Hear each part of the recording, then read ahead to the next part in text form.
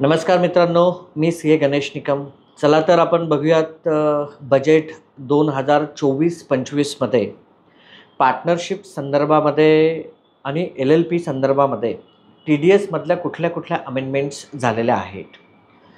तर पार्टनरशिपच्या केसमध्ये section 194T हा इंट्रोड्यूस केलेला आहे आणि हा सेक्शन काय म्हणतोय की जर कुठलीही पार्टनरशिप फर्म किंवा LLP जर तिच्या पार्टनर्सला रेम्युनरेशन देत असेल, सॅलरी देत असेल, इंटरेस्ट देत असेल, बोनस देत असेल, कमिशन देत असेल आणि या सगळ्यांची रक्कम जर एका फायनान्शियल इयरमध्ये 20,000पेक्षा जास्त जात असेल तर अशा केसेसमध्ये पार्टनरशिप फर्मने 10% TDS कट करायला पाहिजे.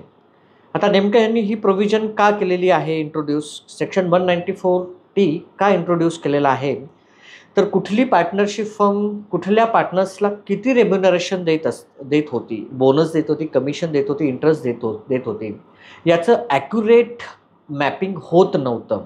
त्यासाठी त्यांनी सेक्शन 194T हा इंट्रोड्यूस केलेला आहे. आणि याच्यानंतर आता पार्टनर्सला रेम्युनरेशन किती मिळालं हे त्याच्या 26ASलाच दिसेल. त्यामुळे पार्टनर्सलासुद्धा त्याचं स्वतःचं रिटर्न फाईल करताना हे जे काही रेम्युनरेशन फर्म्सकडनं मिळालेलं आहे ते दाखवावं लागेल. Thank you so much.